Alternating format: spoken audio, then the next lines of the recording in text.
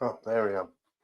Okay, right. In this video, what we're going to do is we're going to go over private trusts, intentions, and how to actually create private trusts, and what the background is and how they can be valid.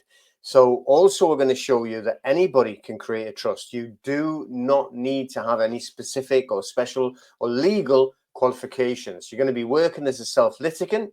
You're going to create your own private trust, completely and utterly legal and lawful. So you do not need to have any qualifications. You're not acting, on anything except as a self-litigant for yourself.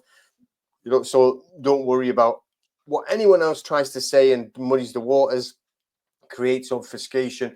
You're allowed to be a self-litigant. Doesn't matter what it is, even if you're, getting sort of like charged with attempted murder or murder or thing, you can still be a self-litigant. You don't need to use, a barrister or anything like that.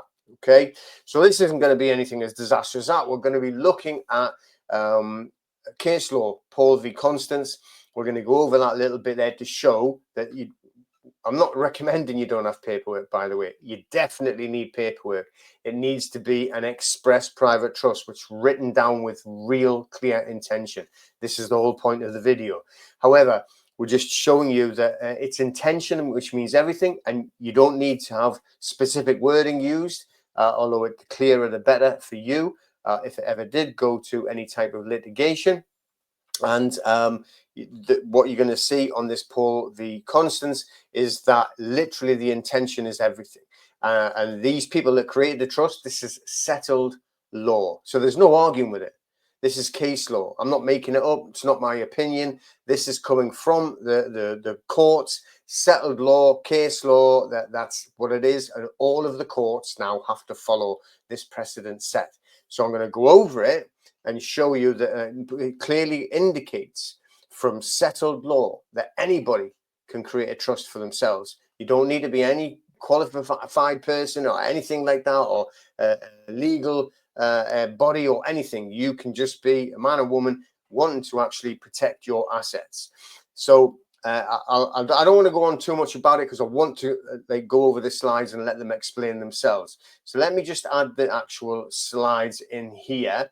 We will go into full screen. So we're going to go over this now. Paul v. Constance, 1977. Again, it's case law, which means it's settled. So it's just trusts and the informality of it. So you've shown you that you really do not need to have it set up in any particular way. And if you think that you've got it set up wrongly, then, just have a look at it. You'll probably be fine.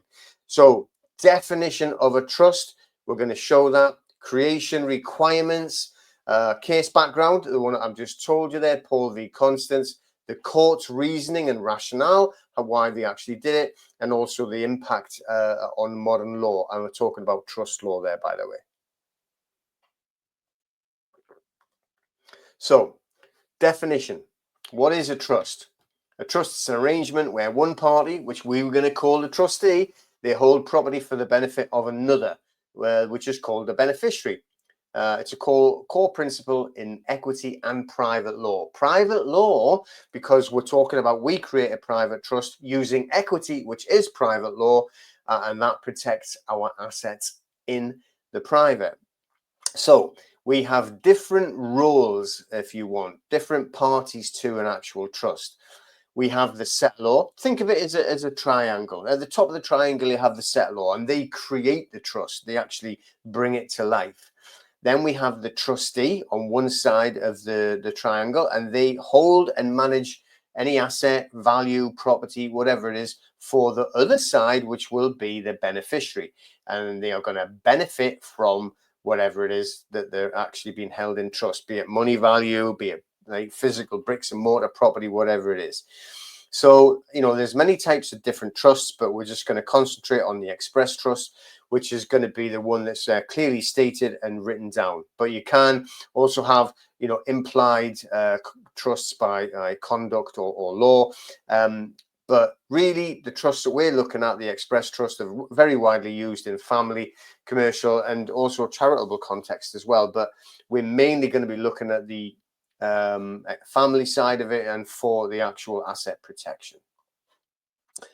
So what are the requirements for creating a trust? The main things that we're always going to look at, and the first things a court would ever do, is they're going to look at the three certainties.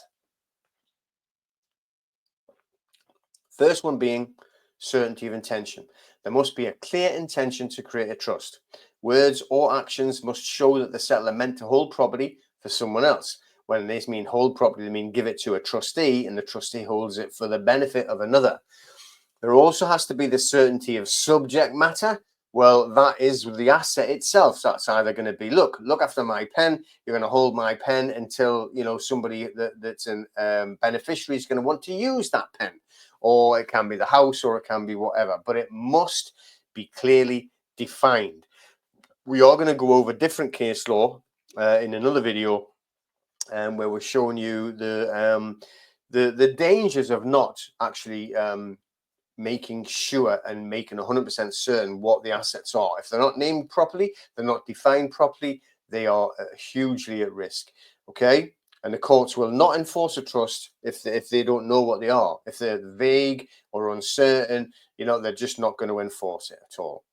And the last one is the certainty of objects. Now, the objects we're talking about are the beneficiaries, and they must be clearly identifiable, but not by name. They can be identifiable just as a class of beneficiary. So it doesn't have to be, Mr. and Mrs. Smith, or Mr. Smith, Fred Henry Smith. As long as it's a class that's easily and totally identifiable, then that suits that part, the certainty of objects. Okay, and then that just makes sure that the courts can enforce the trustees' duties, what they actually wanted for the actual beneficiary themselves.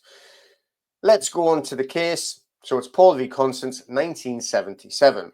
So the facts of it, the background of it is Mr. Constance, he lived with Miss Paul. What he'd done is he separated from his wife, but he wasn't divorced. I don't know if that's vitally important, but he definitely wasn't divorced. But he got into a new relationship with Miss Paul. So what happened is I'm sure that he actually had some kind of accident, and he got compensation from work, or an industrial accident, and it was put into a bank account. And he always said the money is as much yours as mine. It was heard by others. It's what he said, and the actions were always that both of them were allowed to withdraw whenever they wanted from this bank account. So it definitely appeared by intention, by actions, that the money was as much hers as his. So that was the intention. That was definitely the action. So that's really important in this case. So the thing is, it's really informal trust language, because that is what the language was. The money is as much yours as mine. So there was no written trust deed. There was no legal paperwork or lawful paperwork or any type of paperwork. Yet his repeated declarations, what he was saying, the money is as much yours as mine, indicated an intention to create a trust. So the legal dispute, what happened after Mr. Constance unfortunately died, his legal wife, right? I said that before. He wasn't actually fully divorced or anything. She tried to claim the money that was in the account. She wanted it. The dispute centered on whether a trust existed in favor of his new woman, the new partner, Miss Paul. So the court's reasoning and why they decided this way, the intention inferred from conduct, how he was acting, how they were both acting, what was actually happening.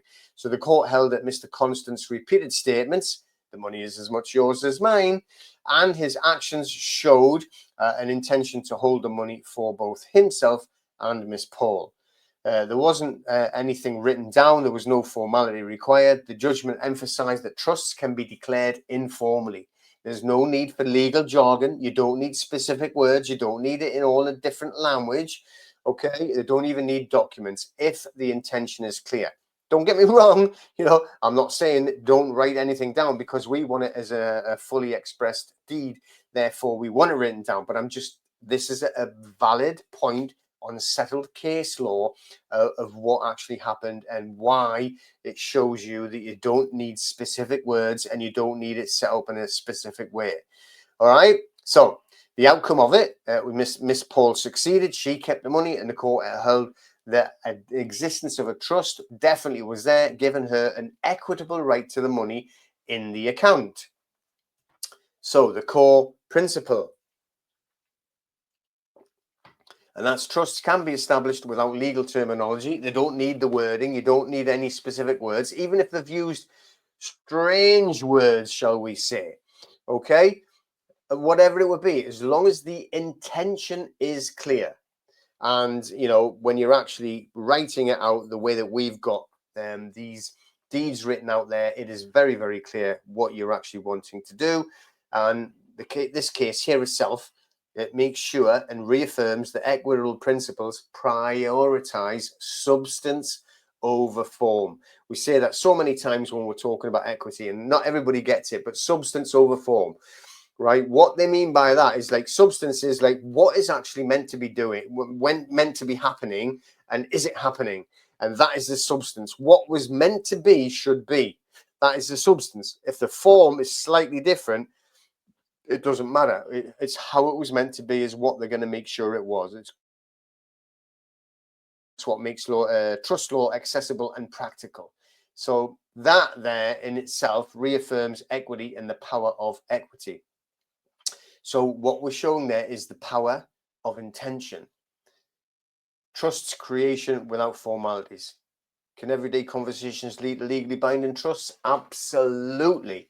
And there you see it. That money is as much yours as it is mine. That with the words, Paul v. Constance demonstrates that a trust can arise from simple everyday language when clearly intention and support and conduct exist. So that's how they acted. They were both allowed to go and withdraw the money. They shared the money all the time. It just is what it is. Therefore, there was definitely a trust created that was as much her money as it was his words, okay, but also the actions. So even without the documents or any technical words, you don't need any specific wording, then there is definitely a trust. So let me take these away from there